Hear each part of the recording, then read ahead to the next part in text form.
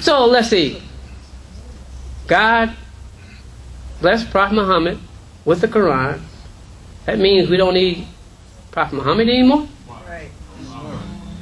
Now you got one who blessed you with the understanding of God, Allah, blessed you with the understanding of Prophet Muhammad, and bless you with the Quran, and you don't want to mention Imam W. Muhammad? You got to be out of your mind. Allahu Akbar. Our subject is the night of power, and I think I'm working within the theme, the month of Ramadan, the time, the purification and got to go back and sacrifice, right? And believe me, of all the people on this whole planet, I think we sacrificed a lot, right? African American? Yes. And they used to call us stinky blacks. Stinky blacks? Somebody mentioned we used to take, Saturday baths? I remember that. Coming up from the South, we used to take Saturday baths. Here, you what? Okay. Saturday bath. Somebody said that the Honorable Elijah Muhammad represents a wudu, a cleansing up, and he did. He says he gave us the FOI, and the FOI was a replica of Booker T. Washington in the Tuskegee Institute, where they were using that military type structure to teach the students. So they said, turn right, turn left, about face. You know that, right? And if you didn't turn right, what would happen to you? If you didn't turn left, what would happen to you? If you didn't about face, what happened? So it tells you discipline, right? To hear and obey. Isn't that what the Honorable Elijah Muhammad trained us to do? To hear and obey. Submit in that, what taught in that. We hear and we obey. Allahu Akbar. So the Honorable Elijah Muhammad taught us discipline. Then Imam W.D. Muhammad, he came in 1975, and we had made wudu. Then Imam W.D. Muhammad, he started teaching us the Quran and purifying our religion. Now think about it. You know the chapter in the Quran, Ikhlas, what does it mean? It means the purity of religion. That's what it means, the purity. And also they say the conclusion. Well, how is the purity of religion? Because as you go through it step by step, it purifies the Godhead. You know there's only one God, not 365, and everything around you testify in the oneness of God. Start counting from 1 to whatever, and let us know when you're going to finish. If it's 10 trillion, how many ones is it? 10 trillion. Count backwards, -1. Allahu Akbar. So God is one, and He's the eternal. That means the absolute. That He was not here. I mean, He was here in the beginning, and He'll be here in the end. Yeah. I mean, some places they say the Alpha and Omega. He's more than the Alpha and Omega, because that's just the beginning of the alphabet and the end of the alphabet. There's no beginning for God other than He was in the beginning, and He created the creation. And who did He create the creation for? Think about it. Who did God create the creation for? Crown of creation. You look at matter. Matter evolves itself to higher and higher levels of excellence. They had a saying that said that matter cannot be created or destroyed. Wow. Matter could not be created or destroyed. That's because a human being couldn't create matter and couldn't destroy it. But God can create matter and He can destroy it.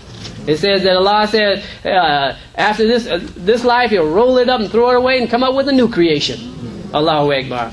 So, matter begins to unfold. Why does it unfold?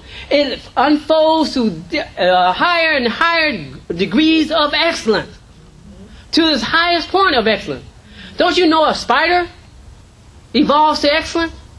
A squirrel evolves to excellence? A fish evolves to excellence? How does a spider evolve to excellence? Can any of you come up with a spider web? I mean, that's a nice design, too. Allahu Akbar.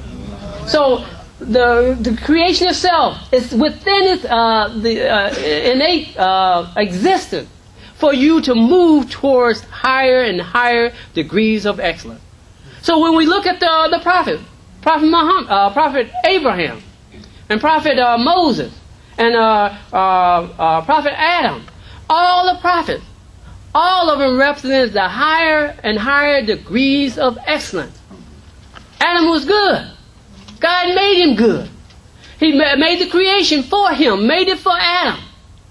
And in that creation, because Adam slipped and went to sleep, went to sleep. Here's a good way of going to sleep. You got a squirrel. He goes and gets a nut. Then he goes back up in his tree, put the nut in there. Then come back down after he ate the nut or stored the nut. Come back out and get another nut. Goes back into the tree.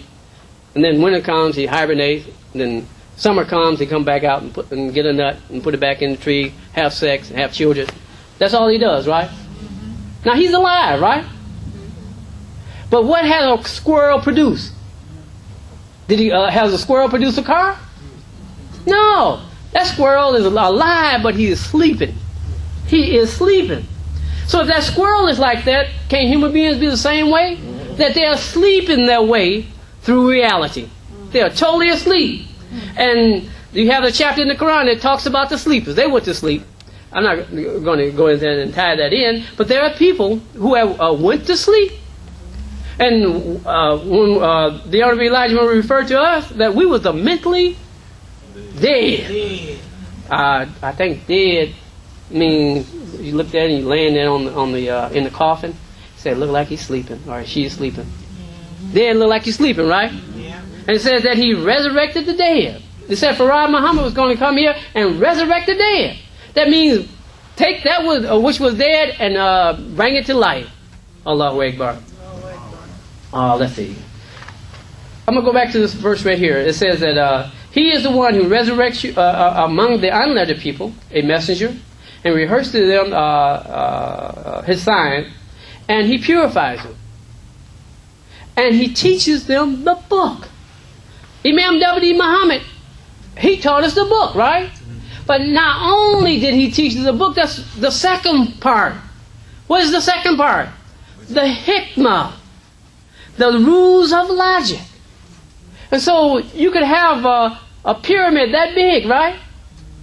But if you look on the dollar, you got a little pyramid that's about this big. How many of us take one-a-day vitamins? One-a-day vitamins, they say they got all the nutrients you can need. You might have to eat a whole carload of cabbage and whatever it is, but you can get all you need in that one little one-a-day vitamin. So that means that you can have the knowledge.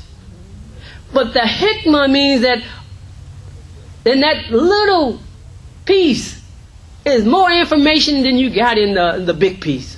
The hikmah. And that is the problem that we have in the religious world today. The Jews lost the hikmah. The Christian lost the hikmah. The majority of the ruling leadership has lost the hikmah, the wisdom. The Holy Quran.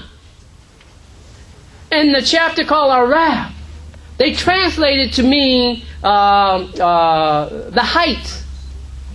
Those who are Arabic instructors. Is there any place in the dictionary that says it means height? It means knowledge, to know, right? Yeah. So what is the heights talking about? The commentators say, know your history. Okay, well, what is the heights? The heights is the ones who came into the high knowledge. And they got that high knowledge for themselves, and they pass it on to their children. And so they got all this high knowledge, and after a certain point in time, they begin to lose the essence of that knowledge. But they still got high knowledge.